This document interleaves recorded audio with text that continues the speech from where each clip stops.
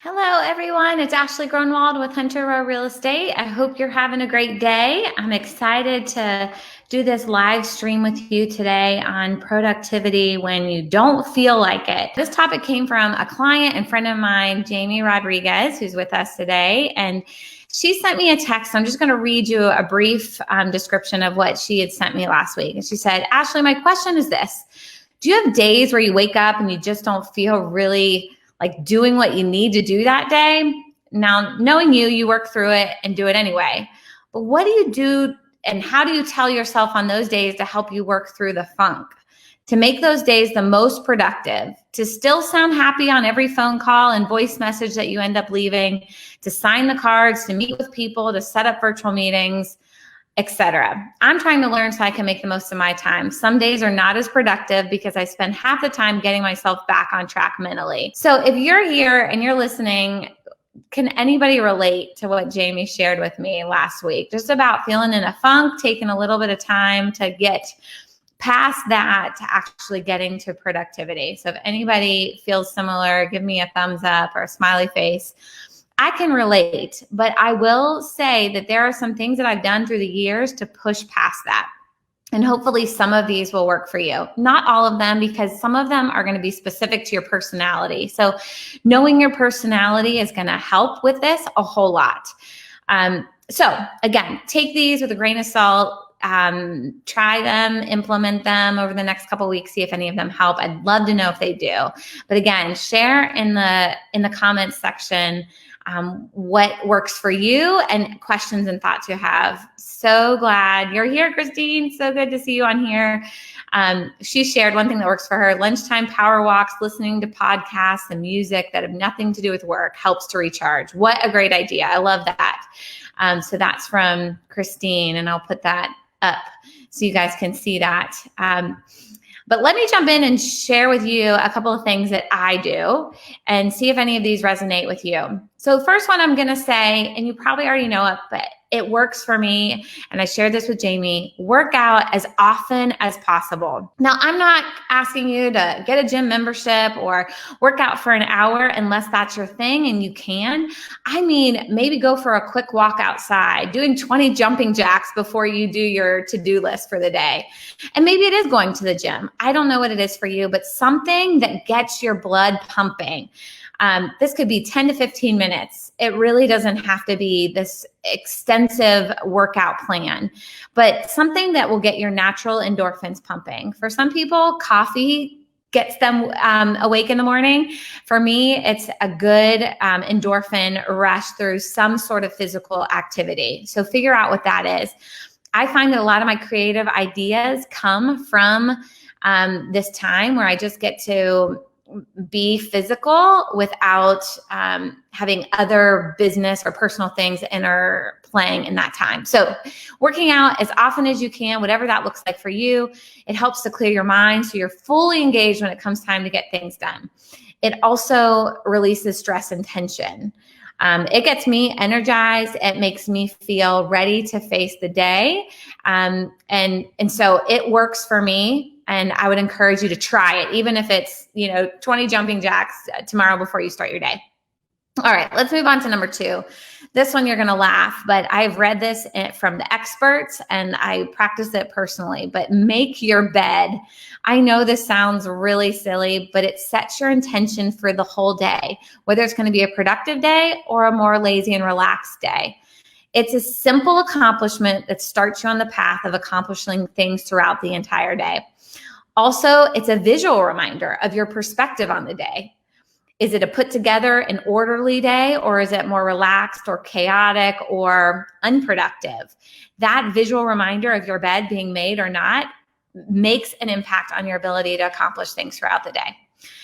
So again, for me, this clean and clear space allows my brain to start processing the tasks ahead with a fresh slate. If I walk into my bedroom or leave my bedroom and it is in disarray, it leaves me in a place not ready to accomplish the tasks I have out for the day. Can anybody relate to that? Does anybody make their bed, or is anyone willing to try that? It's a very small habit that you can get into routine of doing that will make a big difference. So I'd encourage you to try that. All right, let's move on. Next one, get ready. What I mean by that is take a shower, get dressed, put your makeup on, do your hair, whatever it means for you to get ready. Even if you won't see a single person in person, it's going to make a difference. And I get it. That seems like, why would I take the time to do that when I actually am not going to see anybody in person? But I have found that this impacts how you feel, which impacts how you sound, which impacts your ability to influence people. And at the end of the day, that's what we're doing. We're influencing people, whether we're in sales influencing people or whether we're influencing our kids to make good decisions or our husband to help, whatever it is, we're influencing people. And you will be more equipped to do that if you are dressed and prepared for the day. So I have, even in the midst of quarantine, I've questioned that each day. I'm like, should I take the time to take a shower, do my hair, do my makeup, and get dressed when I'm not going to see anyone this particular day? And I've pushed through and said I'm going to. And it has made a difference for me. So that's why I'm encouraging you to do it. So I see that Jamie's going to try one of these tips. Which one are you going to try, Jamie? Are you going to try making your bed or getting ready? Share that in the comments when you get a second. As we go, I will share that this has actually motivated me to do a lot more videos. In this season of life we're in, where a lot of our contact is virtual instead of in person, now that I'm actually ready, I can knock out a lot more videos and computer, Zoom, virtual meetings. And I can even offer to a client, if I'm talking to them on the phone about setting up a virtual meeting, I can say, well, I'm available now or in an hour from now, if that works for you, because I'm already dressed and ready for the day instead of putting it off until tomorrow.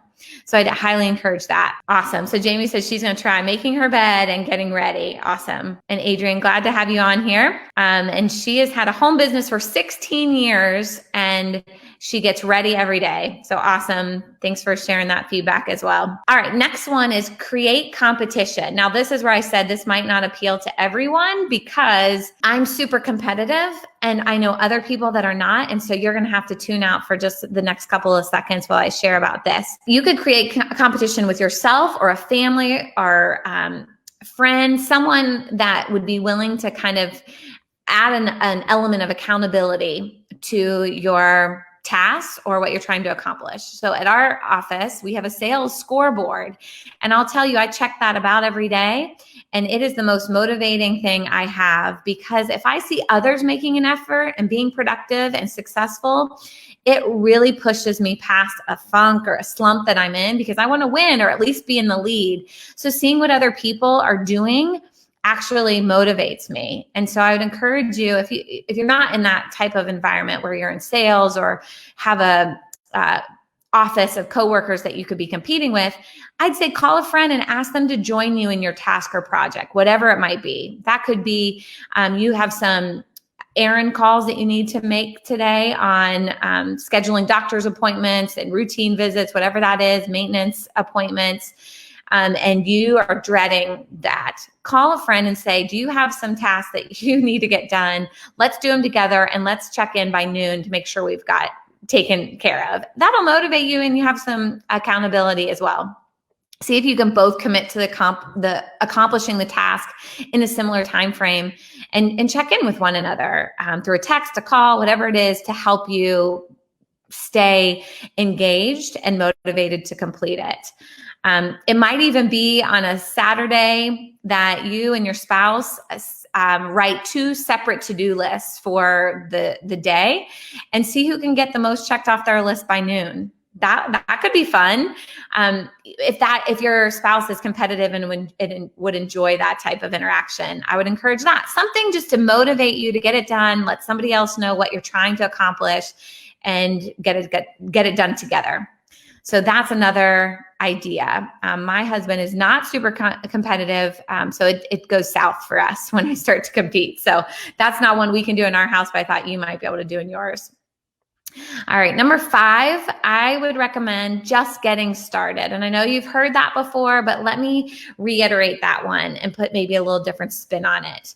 I often tell myself, I'll just make 5 calls. That's all I'm going to do today. It's 5 calls. I'm going to sit down, do 5 calls. And it's taking everything in me to do that. But then once I start making those calls and I get going, I end up making 10, 15, 20. I just needed to start. Once you get a groove, you may want to do more, and you often will. But if you just give yourself a small limit, it's okay. If you say after those 5, I'm done. I did what I said I was going to do. But I often find that I go well beyond that because I just needed that little motivation to start. And then especially if you have a good conversation with someone or you get some positive feedback, something that keeps you going, that will help push you through as well. So again, just get started. Starting can be the biggest challenge, but once you overcome that obstacle, it's usually hard to stop. So, and maybe that's a note you put on a sticky note on your desk or somewhere where you accomplish a lot of tasks that just says, just get started. Something like that might be helpful. Again, if you're listening and any of this is helpful to you or you have some thoughts or ideas, please share them. I know we'd all love to hear your thoughts and ideas that work for you. All right, moving on to another tip that I would recommend is taking breaks. You've heard this before. This isn't an original thought. This is a common idea in productivity, but I'm going to put a different spin on it. So what I like to do is to task switch. That keeps me interested. So as you may have heard, they say we can't actually multitask. Our brains are not able to do 2 tasks at the same exact time. You switch between the 2. So I'll say that I'm not multitasking, but I am task switching.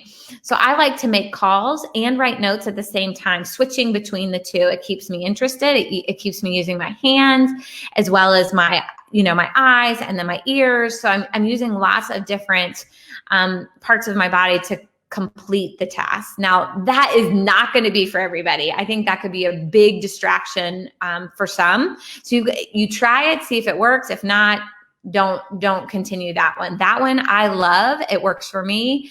And it helps me stay focused, but I definitely could see how this could be distracting to someone else.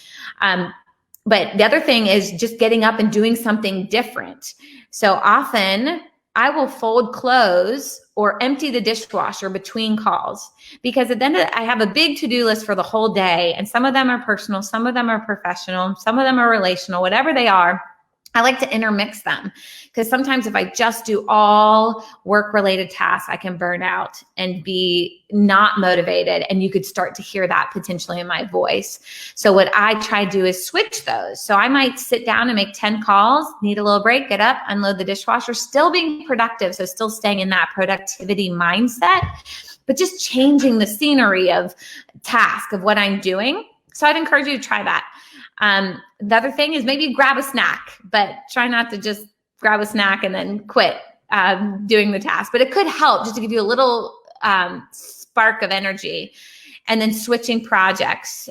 You could set a timer to work on one task for 10 minutes and then another for another 10 minutes. I do this with reading books, actually, and it allows me to read a lot more as a result. So, for example, what I do is I'm reading maybe 3 or 4 books at one time, and I commit to reading a chapter of each book, which is way more than I would read than if I just was reading one book. I might not plow through 4 chapters. But reading one chapter of each book allows me to stay interested for a short period of time and then switch to a different topic. And again, it allows me to stay interested for longer and to accomplish reading more books. So that's just an example. Again, this is not going to be for everybody, but I'd love to hear if you try this task switching, kind of multitasking, project switching option. Let me know how it goes. I'd love to hear how that works for you. It is one of my favorite things, but again, I know I'm unique and we all are. And then Jamie just shared that she writes out a practical list for each day, a week ahead, and review it regularly. I have a list scheduled for work and a separate one for home. That's awesome. Yeah, I'll put that up on the screen so people can see. I think that's a really practical way to visually know what you're trying to accomplish. So that's awesome.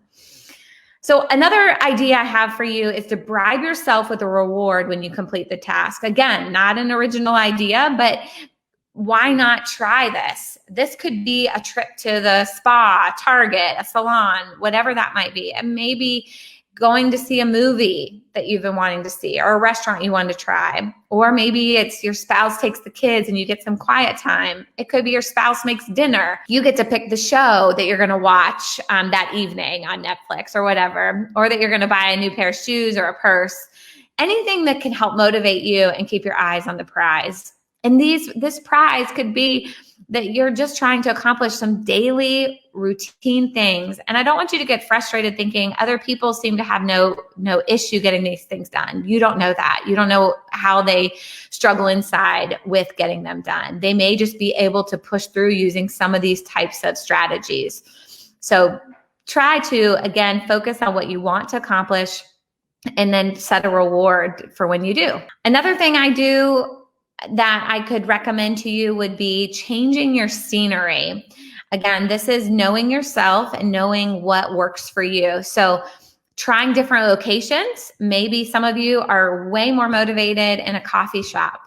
That would not be the place that I would feel most motivated at all. Or some of you, it might be at your kitchen counter or in a park, wherever that is for you to be the most motivated. I would say use that location, but then also you could change it up. So trying different locations for different types of work or different times of the day, whatever it is, just changing your scenery. Find the place where you're least distracted and most motivated. Consider all of your senses. What do you hear in that space? What do you see, you feel, smell, etc.? There's definitely some distractions that can get in the way of productivity, and that's different. I know for my husband, he can plow through tasks listening to music. That's not something that I would do or could do very well. That's very distracting to me. I need the space to be pretty quiet for me to work through. So again, knowing your personality, knowing what works for you, I would encourage you to consider. And then you may want to have a few different workstations or task accomplishing areas that work for you, that you have set up to accomplish things. I know I have a couple of those throughout our home, at the office, where I know productivity will happen because they are already set up with the tools and things that I need to make me productive in that time. So consider that. For example, that might be having a desk or an area in your home where you've got most of the things you would need to accomplish the type of tasks you're trying to accomplish. Now, if those are, like for me, a lot of that is, handwriting notes. So I'm going to have all my stamps, my envelope glue, envelopes, note cards, pens, all of that type of stuff in one location that I can easily access. So I'm not wasting time getting those things. But if your tasks are different than that, consider that to make that more productive in the time that you're trying to accomplish those tasks. Okay, here's another one that kind of points to my personality, but I know there's others out there like me. Cross it off the list. So for me, a written to-do list is super motivating. I like to see it in writing. I like to handwrite it. A computer to-do list isn't as motivating to me as one that I write on a piece of paper. Either is great, but just sharing my thoughts on it. And even if I forget to write it on the to-do list and I accomplish it, I'm going to write it on there and then cross it off. And I know there's some of you out there like me in that. So if that's the case, give me a thumbs up. Oftentimes you'll have a running to-do list and a daily to-do list. Check both frequently, kind of like what Jamie was saying, just to see your progress. Check those things off your list. And I'd encourage you to write a to-do list before you get started for the day so you can see what you want to accomplish and your day isn't spontaneously trying to accomplish things without really having a plan in place. And then organizing your workspace before you get started. And this one comes to mind because of my dear husband, who often gets into a workspace thinking, I'm going to get a lot accomplished. And instead what happens is he ends up clearing off his desk or organizing his desk, which wasn't on the to-do list, which is still a good thing to do. But if it's not on your to-do list, you weren't actually productive doing the thing you wanted to do. So I would say clear space that can allow you to have a clear mind, but do that the day before or an hour before you set aside time to accomplish these tasks. I would suggest having everything set up the day before so you don't waste time prepping your space when it comes time to be productive. And then leave your space prepared for the next time you plan to get things done. So it's ready to go.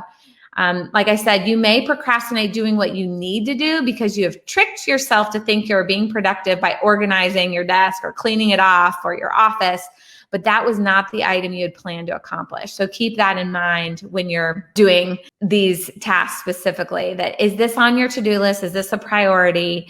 Or am I actually avoiding something I don't want to do? So asking yourself those questions. And again, a great reason to have accountability, because if you call your accountability partner and say, well, I didn't get the things that I told you I was going to do, but my office looks awesome, they may be able to say, great, but what about those things on the to-do list we talked about? So keep that in mind. And then just a couple left here.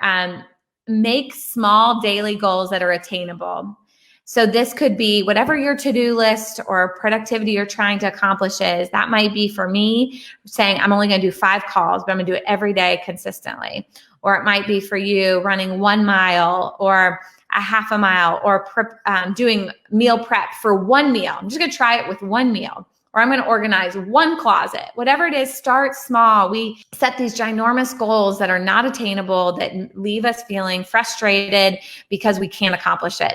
So it feels like too much effort, and so you avoid it altogether. So be cautious of that, and be okay to start small and call it a win day. And then the next day, add a little bit to it, and another win day, and then you're on your way to creating a habit.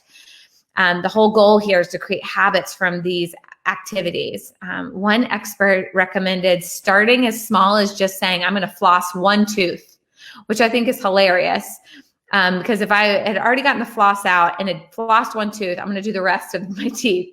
But his concept was, you can't just floss 1. You're going to keep flossing, right? But it kind of gives you the mindset that you're starting so small that you can build from it. So think about that. You want to gradually add to it and find where your sweet spot is for accomplishing these types of things. And then the last thing I would add is have a plan. Know what you want to accomplish the day before. So many of us set out the day of and think, okay, what do I want to accomplish? But then there's a whole bunch of things from yesterday that didn't get accomplished, and there's a whole bunch of new things from today that are hitting you. So I would say having a plan for the day will help set your day off on the right foot. Make it a to-do list, prioritize it. Sometimes doing the easy stuff first, I'm going to say that's okay, because it might get you motivated to keep going as long as you eventually get to the things that you don't want to do. Often we can do the little things or the easy stuff and then say, well, I've accomplished most of the things on my to-do list, but the big, maybe more important things get neglected. So keep that in mind. And then use the time of the day when you're most motivated to do the hardest things. So if there is one type of productivity that you hate, whatever that is, if that's laundry, or if that's, for me, making calls, whatever it is, choose the time of the day that you are most motivated. And for me, that's generally after I do exercise, because I feel the freshest, clearest mind, most motivated. Or it might be right after looking at the sales scoreboard. So setting my morning up to do a workout, look at the sales scoreboard, and then start doing the thing that's the hardest for me. But again, if you're having trouble getting started, you might not start with the hardest thing. You might start with easier things. And then oftentimes I'll mix the hard things in with easy things. Like I was telling you before, that task switching, I often will do an easy thing intermixed with a harder thing. So let's say unloading the dishwasher is completely mindless and easy to me, but a harder thing is creating content. So writing for like even presentations, let's say, that takes more time and effort and focused energy. So I might interswap the two to keep me productive, but accomplishing at the same time. Because sometimes I can get stuck on a hard thing and want to stop. But if I mix it in with unloading the dishwasher, I know I'm going to finish unloading the dishwasher. So that helps me feeling that motivation of continuing to accomplish the task. But again, I would say my caveat is know your personality. Or at least try these things. And if they don't work, realize that there's definitely a personality aspect to this, that we don't want you to get distracted by the task switching. So those are my thoughts that I came up with just from Jamie and my interaction this last week. Christine just shared at the beginning of the year, I created a vision board, which is in my office on my desktop and saved on my phone, which I often refer back to and even challenge myself to add something new to it each month. I think that's awesome idea to kind of keep you focused on what your goal is and what you're trying to accomplish. That that's an awesome visual reminder. So that's something. Thanks for sharing that, Christine. Does anybody else have anything they would want to share that we could share with everyone else? Please put it in the comments. Jamie says she intersperses tasks too. The quick success of finishing small, easy tasks helped me get back to the harder one. Totally agree. And that's often what I do as well. Again, if you watch this in the replay, let me know. Comments, questions, ideas, please share those. If you have other topics you'd like to discuss, I would love to. I would love to make this as interactive as possible. So I'm answering your questions and dialoguing with you, not necessarily just teaching you. I'm just more sharing ideas and love to hear yours. So love to hear what works for you. If you have other thoughts and ideas, share them with me. Thanks for listening. So glad to have you today, and look forward to seeing you next Wednesday live 1:30. And we'll keep growing together, hopefully becoming even more successful, even at the little things. So have a great week and look forward to seeing you soon.